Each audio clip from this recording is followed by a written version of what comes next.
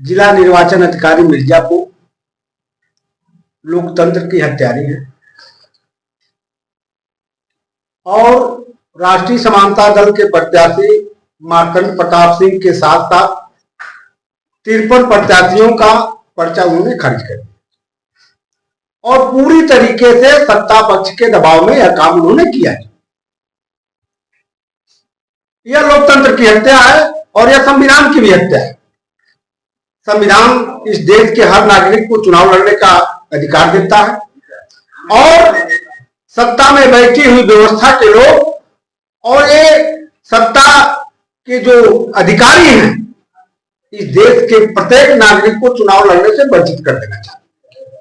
हम लोग इसके खिलाफ चुनाव आयोग में गए और इस लोकतंत्र की हत्या को हम बर्दाश्त नहीं करेंगे।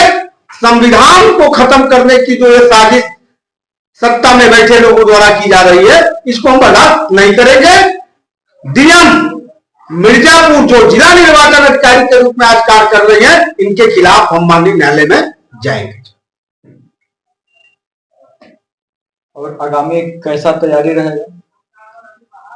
हम इस देश में और इस देश को सामाजिक न्याय का देश बनाना चाहते हैं जहां समता समानता बंधुत्व करुणा की बात हो।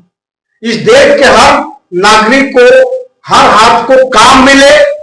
यहाँ की शिक्षा व्यवस्था पूरी तरीके से मुफ्त और एक समान हो। इस देश में हर मतदाता को मतदाता पेंशन सामाजिक सुरक्षा के लिए मिलना चाहिए।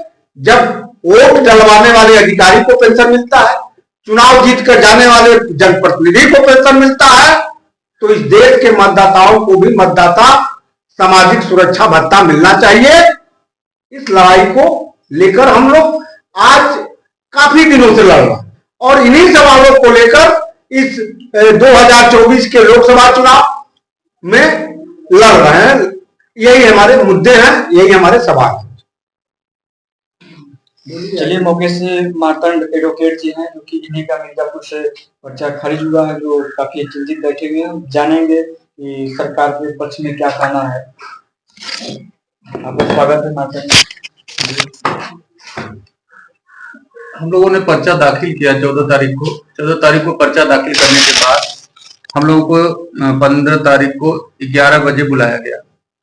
हम लोगों को जो चेकलिस्ट मिली थी उस चेकलिस्ट के हिसाब से हम लोग 11 बजे वहां पहुंचे। गेट खोला गया। गेट खोलने के बाद अंदर लिया गया। कुछ देर के बाद अंदर से सूचना आई कि नहीं, अब इन लोगों को और अंदर भेज दिया जाए। तो जहां माननीय चुनाव आयोग के अधिकारी डीएम महोदय बैठी थी वहां हम लोगों को बुलाया गया। बुलाने के बाद अंदर कुर्सी लगाई गई। कुर्सी लगाने के बाद सबको अंदर करने के बाद दरवाजा बंद कर दिया गया और दरवाजा बंद करने के बाद सबकी मोबाइल जो है वो एक सिरे से उठा करके सबको हटा दिया गया। उसके बाद इनकी मनमानी शुरू हो जाती है। जो भी चेकलिस्ट के हिसाब से अपना देने के लिए जाता है कि नहीं ये मेरा लीजिए, संशोधन करके मेरा सही करिए, कहे क्यों लूं, नहीं लूंगी, तुम्हारा पर्चा खारिज करूंगी, वो गिड़गिड़ाते रहे और जो थोड़ा सा हिम्मत करके बोलने का प्रयास किए इनके लोगों ने उठा करके उसको जो है कमरे से बाहर फेंक दिया।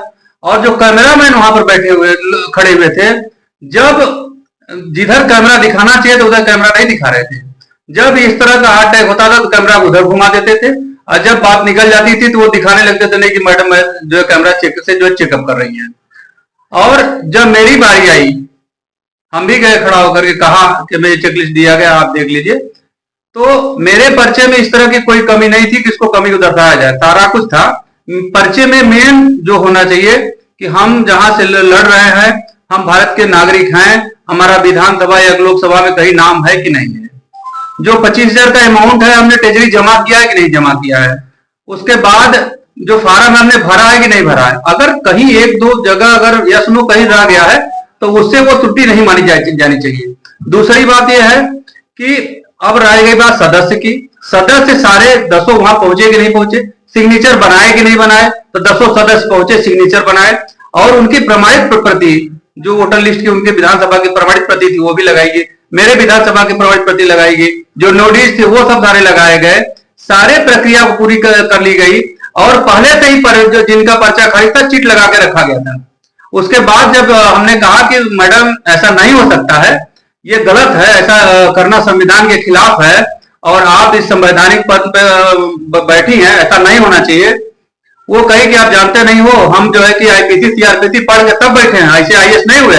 हमने कहा मैडम हम भी आईपीसी और सीआरपीसी जानते हैं, हम भी चुनाव आयोग के नियम कायदे कानून को जानते हैं, हम भी अधिवक्ता हैं, ऐसा नहीं है। तो बगल में बैठे एसडीएम साहब करेंगे अरे आपके तो 2 व्यक्ति का तो नमो ने प्रस्ताव का तो दस्तखत रह गया, के साथ झूठ मत बोलिए, मैं अपने सामने 10 लोगों का दस्तखत करवाया हूं, तो उनका नाम कैसे छूट गया जो है कि ये पूरी तरह साजिश थी। इनको एक खबर थी, इनको कहीं न कहीं से पूरी खबर ये लोग लगा लिए थे, नहीं चुनाव में मेरे खड़े होने से ये लोग चुनाव हार जाएंगे।